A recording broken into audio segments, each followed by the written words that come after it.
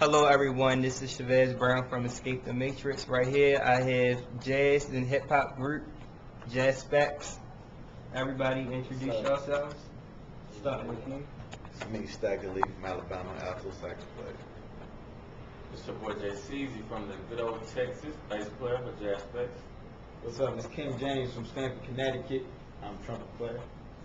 Yo, I am T Brown from Memphis, Tennessee. How you doing? I'm HC3 from Detroit. What's good? This is Dwayne from New York. I play saxophone. Okay guys, when I think of clothes, polka dots and stripes, it can make a good combination. So how did you guys come up with the concept of the album? Well, the concept originally started when we were discussing fashion, bringing up clothes and everything. Right. And the whole misnomer where everybody thinks are the fashion no-nos is you can't mix polka dots and stripes together. Right, but I like the idea. Exactly. I like the idea. You get it already. So the whole concept is that, especially in fashion, why not? Who made that rule of how come you can't mix those two? So it's about freeing up your mind on all things, on all subjects. So how come the traditions that people don't know where they came from, but they just follow them? Right. And we found them like just robots, and nobody just takes the time to say, you know what? I wonder why people do this and why they say it's this way. So this is just our groundbreaking of free your mind from the traditional way of thinking. Okay. So you guys have been performing as a band for some time now. Tell me exactly how did you guys meet at Morehouse, and what made you form a jazz and hip hop group? Well, actually, I'll take that question. So, Okay. about the year was 2002. About the original 5 members of us were actually freshmen at Morehouse College, and a few of us were actually in the part of the Morehouse College marching band. Right. And that's actually what the idea was conceived to start a group, in the confines of the school. Later on that year, the second semester, we were also part of the jazz ensemble, Morehouse big band ensemble.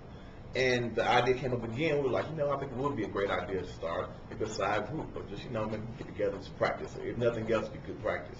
Right. And that's pretty much how it started off. In 2004, J.C. Siles came to Morehouse College as a freshman. He joined the group. I think that's when the actual birth of the full conception of, the progression of Jaspects as far as the music, as far as the fashion, all these things came into play, recording, showmanship, and everything, came to fruition really about 2004. Okay. So do you think the band has made you guys confident in your stage presence, style, and the way you present your music? Your music.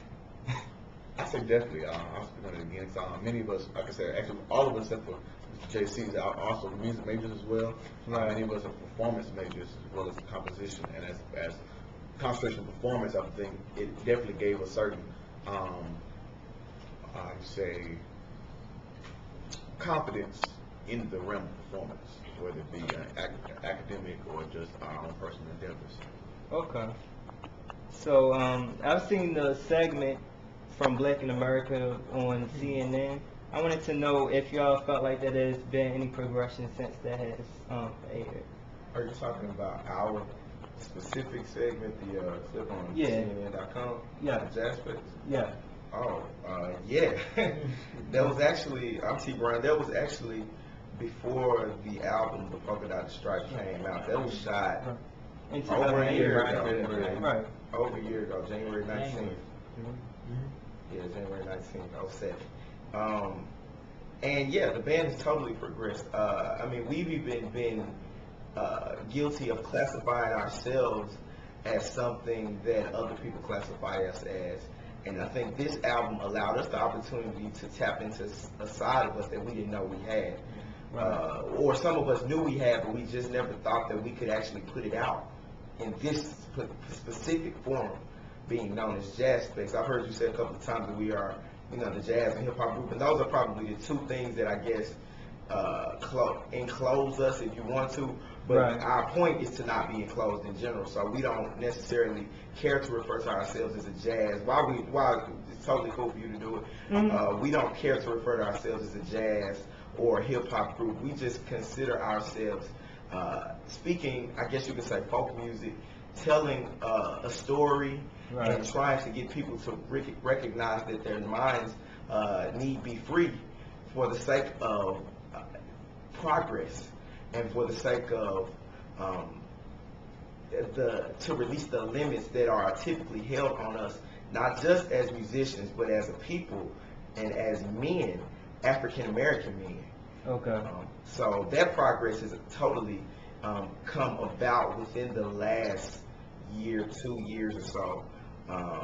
Just from a musical standpoint, we've always thought it mentally, but it's now you can hear it in our music. You don't just hear the basic form of a jazz or blues, Right. or chorus, verse, bridge, vamp. You don't hear that typically in our music sometimes anymore. Okay. It's not just your R&B form or whatever. It's more depth to our music now, and it tells a deeper story. So, total progress. Okay. So Janelle Monáe is one of the most unique up-and-coming artists today. How was it working with her? Oh wow, I'll take that one too. I guess. Woo, we love Janelle. Nah, Janelle is like a ball of energy, man. Okay. She's a perfectionist as well. We knew Janelle way back when. Way back when, boy. So, Like a big sister. yeah, big slash little sister. I follow her on Twitter. Do you guys have a Twitter? Yeah. Yeah. So, Okay. Jaspects, Twitter.com/Jaspects. Okay. JASPECTS. I'll do the rest of the little things later.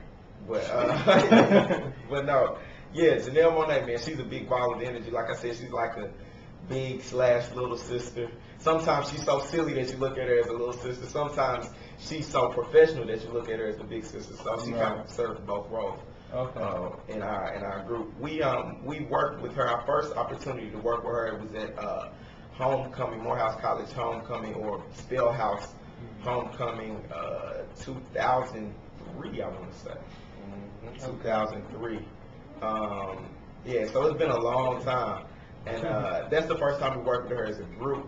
And over the years, we've just developed this relationship as friends first. I mean, we've been kicking it as homies for a long time. She come to our party, we go to her and the Wonderland Art Society's parties.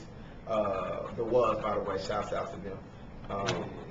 And it's just the relationship has been truly developed over time as a friendship first, and now it's amazing to see where she's taking her music, because I think our first cover was a song called My First Love, which was on our first album.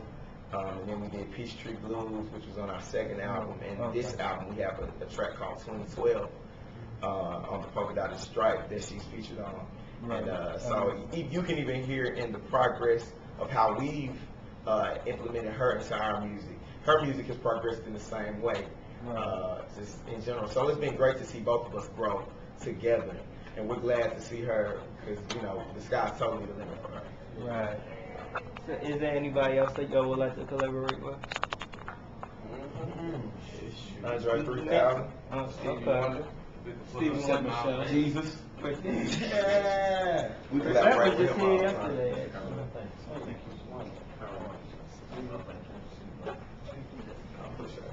Who has a that's you, Jeff? That's it. The full one is mine, actually. He just gave me this. Oh, this one is yours. It is. What is the most challenging aspect of being an aspect, and what is the most rewarding? I want to hear you answer. This is the most challenging aspect is the fact that we are students. We do work full-time jobs, sometimes 2 jobs at the same time, and so we have to juggle our personal schedules with the Jaspects schedule, and it actually causes us to have late rehearsals starting usually at 12 o'clock at night until whenever. And so that's the I guess the struggle part of being an artist. But the actual reward is seeing people being touched by it, seeing people being inspired. I mean, countless people have come to us saying, "Look, I love what you do.